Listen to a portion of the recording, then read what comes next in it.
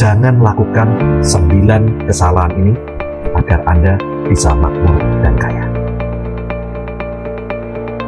Kesalahan yang pertama, penghasilan naik tetapi lifestyle naik. Mayoritas orang saat penghasilannya naik, seringkali gaya hidup atau lifestyle-nya juga naik. Banyak keinginan-keinginan kecil yang selama ini terpendam, seperti makan di kafe, nonton bioskop, belanja di mall, membeli handphone baru, membeli barang branded seperti jam tangan, sabuk, sepatu, tas, untuk meningkatkan gengsi mereka di mata teman, saudara, tetangga, dan orang lain.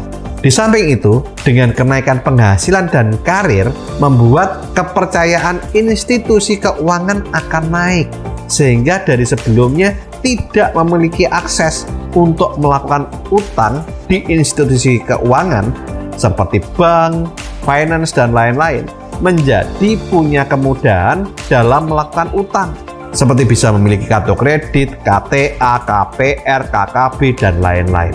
Tanpa disadari, kenaikan lifestyle atau gaya hidupnya ternyata justru lebih besar dari kenaikan penghasilannya.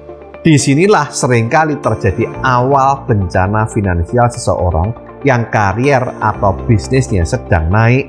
Bukannya saat penghasilan naik, aset bertambah banyak, tetapi justru saat penghasilan naik, utangnya yang bertambah banyak. Yang kedua, tidak membuat anggaran bulanan, sehingga tanpa disadari banyak belanja yang tidak perlu. Banyak orang yang melakukan anggaran saat melakukan pekerjaan di institusi atau di perusahaan. Di perusahaan ada yang namanya capex. Bahkan negara setiap akhir tahun selalu membuat yang namanya RAPBN, Rencana Anggaran Pendapatan dan Belanja Negara.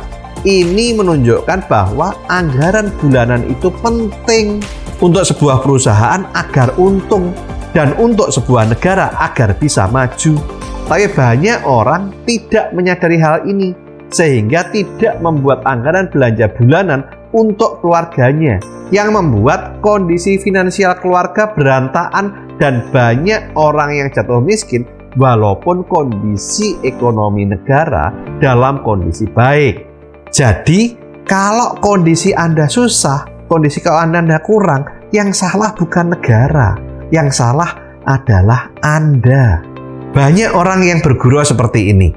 Ngapain sih buat anggaran belanja seperti ngurus negara saja? Sebetulnya, guruan itu benar. Sebuah negara kalau mau maju dan bertumbuh, itu harus membuat yang namanya RAPBN. Demikian juga bisnis atau pekerjaan, jika ingin maju dan profit, harus membuat anggaran belanja juga atau capex. Demikian juga dalam hal keuangan. Jika Anda ingin kaya, jika Anda ingin makmur, maka Anda harus membuat perencanaan finansial atau anggaran belanja bulanan dengan membuat 5 pos keuangan. Untuk lebih jelasnya, bisa lihat video 5 pos keuangan agar kamu kaya dan makmur. Hal ini penting untuk menghindari Anda membeli barang yang tidak diperlukan dan tanpa disadari akan membuat uang Anda habis. Yang ketiga, tidak mencatat pengeluaran bulanan. Ini beda dengan anggaran bulanan. Kalau anggaran bulanan itu planning. Kalau pengeluaran bulanan itu adalah setelah Anda melakukan pengeluaran itu dicatat.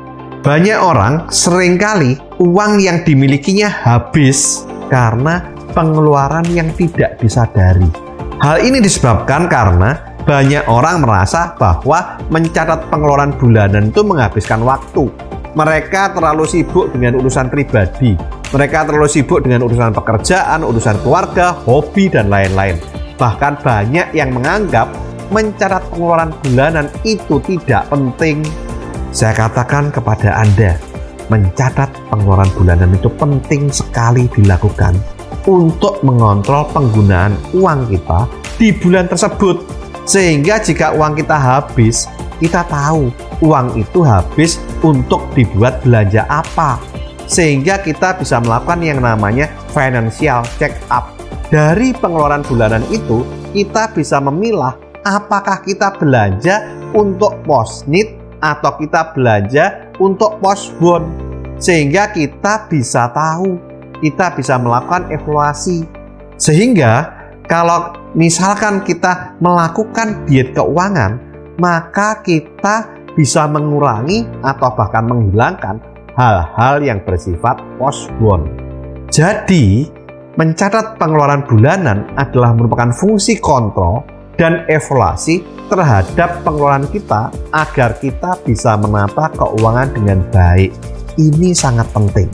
Yang keempat, tidak memahami beda antara posnit dan postbon.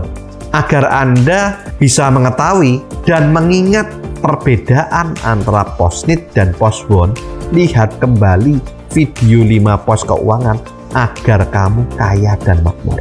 Yang kelima, melakukan utang konsumtif untuk memenuhi postbon.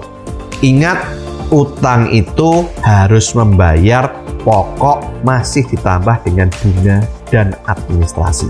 Kesalahan yang keenam, banyak orang menganggap limit kartu kredit sebagai uang mereka. Padahal limit kartu kredit adalah utang yang mempunyai kewajiban harus dibayar plus bunga dan biaya administrasi.